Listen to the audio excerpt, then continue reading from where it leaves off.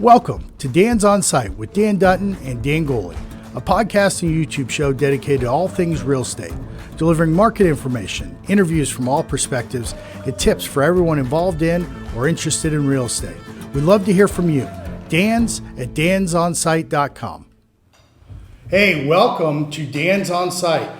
You know, we've been looking at our numbers. Thank you so much for watching, listening, doing all you do. How many countries are we in now, Goalie? 5. And a dozen states, so we can't thank you enough. As always, find all our old episodes at dansonsite.com. Of course, YouTube, Apple, Google, Spotify, all the rest. We are going to jump into it right away today. We have Scott Moore, auctioneer extraordinaire, I think is the correct terminology. I'm sure you'll tell us all about it. Sure, yes. But before we ask you any questions, Scott's been bugging us. I understand you have an announcement to make? Yeah, a group of us started a auction company called Partners Bid. And it launched, or is launching as we speak. This is the first announcement that we've made regarding Partners Bid. And basically it's a format for live and live traditional auctions to really, help all of our clients out. Came to the conclusion that through commercial real estate auctions that I've done, there seems to have always been equipment. Bankers would call me, tenants, landlords would call and say, "Hey, I've got all this stuff. What do I do?" And we were watching all of these opportunities, and the reason really to help our clients go out the window. So we decided to create a professional auction company specifically for commercial disposition of assets and equipment along with commercial real estate. So in general, when people are out trying to decide whether or not they want to do an auction, whether or not they understand what an auction is or how the process is, why would someone do an auction? Why would they choose to auction whatever it is? Well, it really depends on what is being auctioned. The auction, which I believe is the truest form of capitalism, the auction method's been around for 8,000 years, since the Babylonians. Everything known, they used to auction off tobacco in the 17 and 1800s. It is the truest form of gathering a group of buyers together with items to sell, whether it's one item or 1,000 items, and the buyers are telling the seller, this is what we're willing to pay. And obviously there is a supply-demand paradigm in that. If you look at fine art as an example, a Van Gogh typically goes for auction. They're not just going to say, well, I'll sell it to Bob for $2 million, because the owner might say, well, what if I get $10 million at auction? What if there's a demand for that item? But on the flip side, if I have 100, old chairs from a school, they might sell for 10 cents a chair because there's so many of them that the demand is not there for that particular item. The other thing about why auction is time value of money.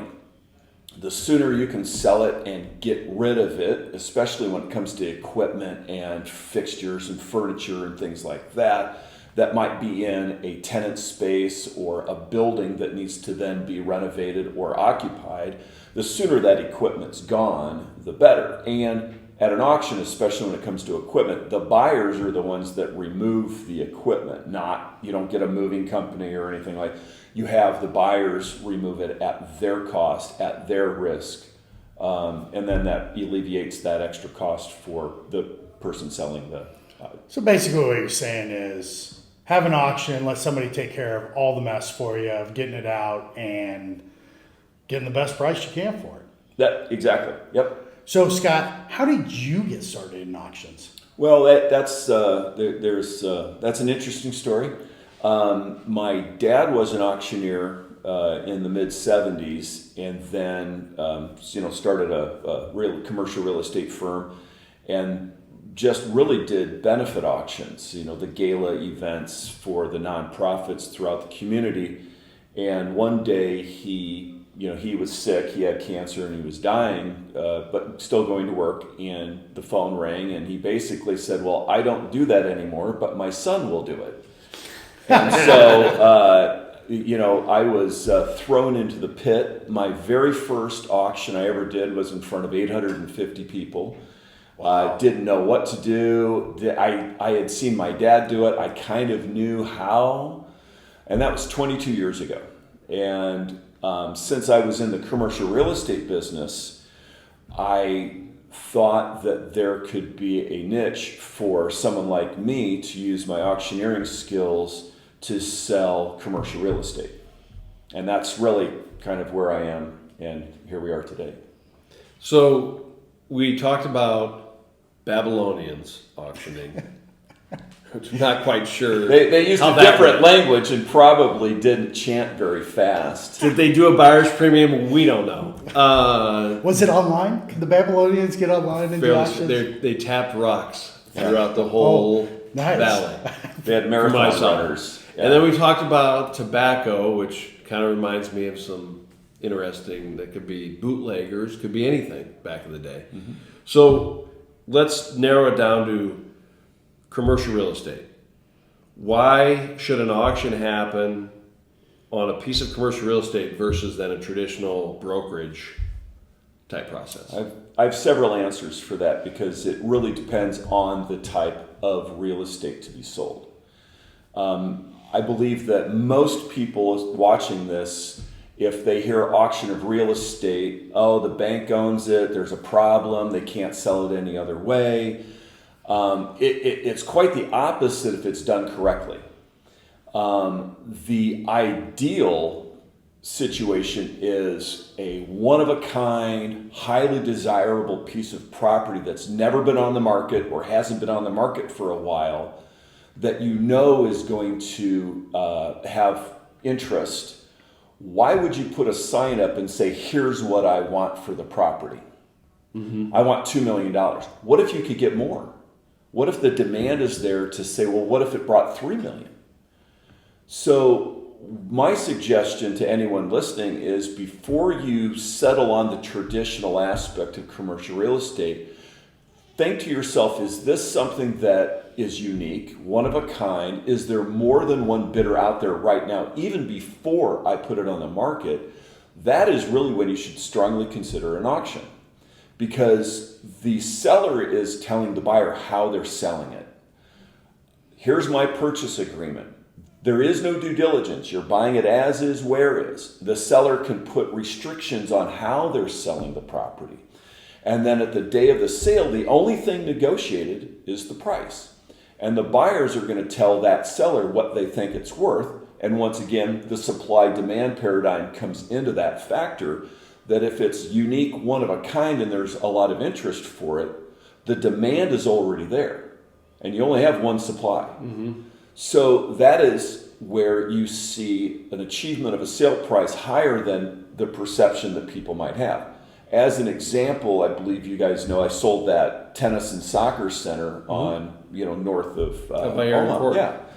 And the seller was adamant, no auction. I don't want to have an auction. I don't want to seem like it's a fire sale. And then I said, well, I don't know if an owner of Monet would agree with a fire sale. They're auctioning, fine art off. It's not a fire sale. And then when I explained to her, this has never been on the market, it's very unique, how do I know what it's worth? They don't sell. It was a sports complex. It was very unique. And after several meetings, she decided to have the auction. She wanted to have a number in her head that she wouldn't sell it for unless it went above that. And my suggestion that if it doesn't sell at the auction, then we'll put a sign up and say, here's what we want. Mm-hmm. It sold for $2.5 million, and it was about $500,000 more than she thought she would get. So speaking of that for a second, I imagine that the most common thing you get from sellers is, what if it doesn't bring enough at auction? What if it doesn't bring this certain price at auction? Mm-hmm. What's your response to that when they say, I got to get this and I'm scared that it's not going to achieve this? Right. So what I normally tell sellers in that situation is, at the day of the auction, I am giving you a real-time appraisal. I am telling you what that property is worth that day under those supply-demand paradigm. And the sellers, if you think about what the market is what a buyer says it's worth. Not what the seller says it's worth. The seller can say, I want $10 million for it. I know I only paid $500,000 for it, but I think it's worth $10 million. Why do you think it's worth $10 million? Well, the building in Kansas City sold for that. I don't think it's worth that. If you auction it off, you'll know what it's worth because the buyers are telling you what it's worth. Mm-hmm. So the thing about a seller is there's a lot of pride when it comes to real estate, and especially if they paid more than what the market is going to say it's worth. And it's always, I don't sell the property, I help the seller with the process of selling the property. It's theirs to decide whether they want to sell it or not. That it is a struggle. I do charge a fee if it doesn't sell, and it typically equals what an appraisal would cost because I am appraising the property at that time. Makes complete sense. Now, let's transition from commercial auctions to, I imagine when a business closes, that's also a great time for an auction. Definitely. Yeah. Well, it once again, it depends on the circumstance, but yeah, it's once again a time value of money situation. The sooner you liquidate the assets, the sooner whomever is owed money gets the money. Well, and there's also that whole idea, I suppose, we've seen in our business, landlords get stuck with, what do I do with all this kitchen equipment? Just on the phone this morning with a guy who moved out because I got all this stuff in here. I don't know what am I going to do? So there, I've been in situations where I've had property managers from other firms call me, what do I do? Now, there is a legal process because even if the tenant moves out in the middle of the night and all the equipment's there, you have to go through a notification period and talk to your attorney because every state is different. I believe Nebraska, you need to notify the tenant of abandoned property. It needs to be published in a periodical once a week for X number of weeks. I believe it's 4 weeks. You have to give them, there's all these statutory requirements to then have the landlord acquire the property legally. Mm-hmm. Because if you hire me, I'm going to say it's not my fault. He's selling it. I'm helping it, but I could get into trouble. So I want to make sure that you legally have gone through the steps to have me then sell it or auction it off. But yeah, any landlord, check with your attorney before you, call me, or I'll help you, guide you through that process. And you can market what you're going to sell. I believe you can market what you're going to sell prior to you owning it. I'd have to check lawyers with that. But yeah, it happens all the time.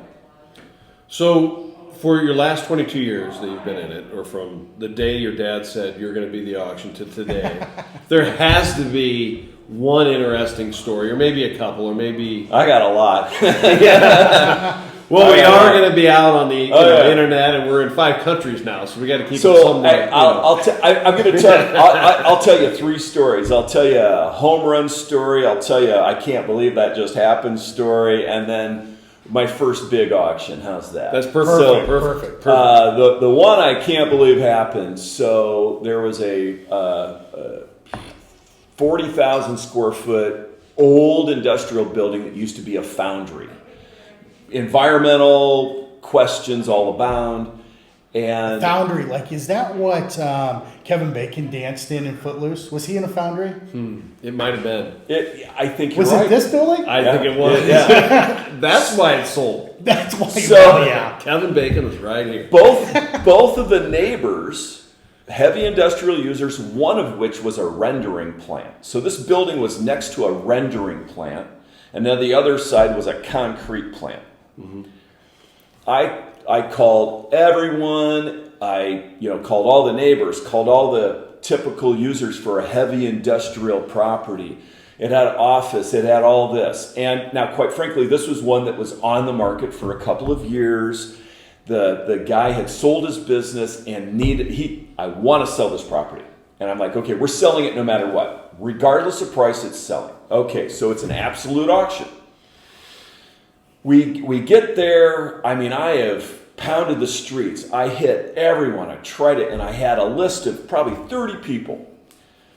Neither of the neighbors showed up, the likely buyers, but I had 2 people show up. Now the seller's freaking out. He's flipping out. I had probably 15 chairs. I was there, an hour beforehand. 2 people showed up. One didn't really want to be there, but he said, it's an opportunity. In the back of my seller's head, he says, if I can get $150,000 for this, but I said we'll sell it no matter what, so I just want it gone, but 150 just makes sense to me. 2 people. I started at $10,000 and ended at $285,000. That's wild. And now, remember, this was an issue, a problem child. The roof leaked, you name it. There was a fire 10 years ago. And it was a foundry next to a rendering plant and a concrete plant. Famous. $285,000. My client was ecstatic. He was giggling that it sold. And closed. Yeah, the home run, I think, would have been. I sold a small building in Valley, Nebraska, population 1,500. It was a 3,000 square foot garage that was built in the 30s. It had been remodeled. It was a friend of mine who passed away. It was his toy. He had toys in there and fixed his cars. And the wife asked what we should do. Let's auction it off. These are hard to find. There's a bunch of lakes around the area. I showed that property to prospective buyers about 25 to 30 times. I had about 20 people show up to bid on the auction. I've never had that many people show up to one auction in my life. And I thought it would sell between $150,000 and $200,000. It sold for about $170,000. So it was right where I thought it would be. But that shows you when the buyers show up, that's a perfect example of that's what it should have brought. Mm-hmm. And it brought $170,000. My first well-known auction was the Rod Cush Mansion auction. Oh, yes. That's a famous one. Yes. So that we should back up because we are in 5 countries. I think we've maybe stated that. Rod Cush owned a small chain of furniture stores just on the edge of the metro, by where I live, but much more part of the metro now. But at the time, it was very much on the edge. He had built this, for Omaha, Nebraska, really legendary house. So I think with a basketball court, and there was like 4 or 5 holes on a golf hole. Yeah, golf holes just randomly kind of built around it. And of course, he ran into trouble and ended up going bankrupt and had to sell the house. You got a ton of publicity with that sale. Yeah, I toured that with a few buyers. Yeah. There were some issues with it too. Yeah, it was some of the gutter issues. It looked beautiful from the outside, but it was a $1 million mansion that cost 10 cents to build. It was not well built. He did it on with duct tape and baling wire. But it sat on 30 acres, right on the highway. Right on the highway. Yep. And when the lender came to me and we started the dialogue, he was no longer with the bank at the time I auctioned it, but they had a credit officer, and this was when the knives were falling on the ground in 2008. Yep. And he asked the question, okay, I've got more money than I know what to do with. I got stupid money, and how are you going to attract me? I said, there are no people like you left. There are no stupid people left. They don't have any money. Yeah. So the people with money are savvy, and they're going to know what they're doing. This is a focused selling group and buyer group. I also think we talk about it. in '08, there was certainly a ton of just bloodshed, but there's also the whole idea of, if I have $1 million to buy a house, why am I going to buy one that's fallen in on itself? Why wouldn't I just build a new one? But anyway, please continue. Well, I wasn't selling the house. The house just came with the land. Yeah, the land. My whole thing was, it's a development piece of ground, and that's what I pitched it, and that was my focus. I had none thought that someone would buy it as a house, which they didn't. No. So it was a struggle to get the bank. The bank was having issues. The bank no longer exists. And was that a Tier 1 property? Yep, Tier 1. Okay. Yep. And they went back to the FDIC. And they had a spreadsheet of what they can sell it for, their write-off amount, and so about every 5 minutes we would have to take a break and see how close we were on their spreadsheet to getting this thing sold. And I remember there were 2 bidders, and I waited about 10 minutes before bids. Didn't say a word, stared right at one of the bidders. And I could tell he was still thinking about it because he was looking up, looking at it, calculating some things. And I knew we weren't done yet. And I believe we were at 2.6 million. And if I could get one more bid, I knew I could sell it. And I knew both bidders. You know, I'm born and raised here. I knew them. And I went up to one of the bidders, and I whispered in his ear. I said, "One more bid and it's gone." And I took my break with the client. The client says, "If you can get, $25,000 more, we've got it covered." So I'm at 2.5, and I think I sold it for 2.625 million. And I mean, the dead silence between the bids. Internally, I'm full of anxiety. I'm shaking. I'm so, can this work? Will this work? Is this going to happen? And I'm shaking because the fees that I was going to, get for the sale, plus this is one of my largest, auctions ever done. And we can talk about my anxieties before auctions because that helps. That's episode number 2. That helps results. It should be Scott's anxiety in general. Yes, but no, it sold. That's a next phase of podcast. And mental support. The high fives were behind doors. I had to professionally immediately go to the buyer, get his earnest deposit check, have him execute the purchase agreements, go upstairs where the lender was, have him execute the purchase agreement, and then we were high-fiving. And when did you pose for the pictures in the paper? Because I seem to remember quite a few. I didn't pose. They were there. The local people was there on a regular basis. Pretty much all over town. I was going to say, I have a face for radio, so Well, we are filming. Yeah, I cut my hair just for this episode.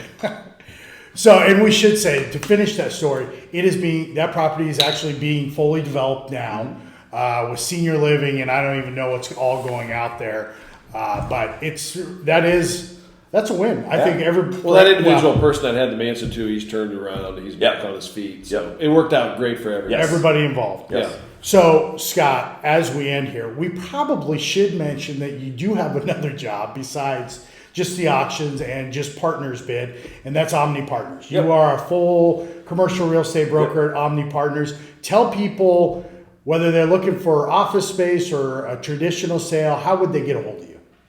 Well, look us up online, but per Dan, I've been in the commercial real estate business for 22 years. Do a lot of corporate work. I am more of a tenant buyer rep, excluding the auctions, just because I have that ability. And I would also say on the auction front, it's a process, and it's not easy to do. And I want to qualify that because everyone thinks, oh, it should be easy. It's not. It's a very difficult process to get good results. Mm-hmm. Anyone can sign it up, put a poster up, and send flyers out and hope. But in order to do it correctly, you have to target. you have to reach out, you have to make phone calls, send emails, all of the traditional and non-traditional methods to get the buyers to the table. So if they want to learn more about auctions, whether it's selling commercial equipment or commercial real estate, I suppose even residential real estate, you're more than happy to auction off. I would guess the easiest way to track you down is partnersbid.com. Partnersbid.com, our profilers are on there, or Omni Partners, either or. And could I say my cell phone number? Absolutely. It's 402-677-3004. Give me a call if you have any questions. So obviously, lots of thanks for Scott coming on. Auctions is really a pretty interesting subset that we don't get into a lot, but we want to get into more and we're learning more about. And so it was really great to have Scott on to talk about something that even a commercial real estate broker doesn't get into all that often. I'll bet you if we took a poll right now, nobody would know that the Babylonians auctioned off property. Yeah.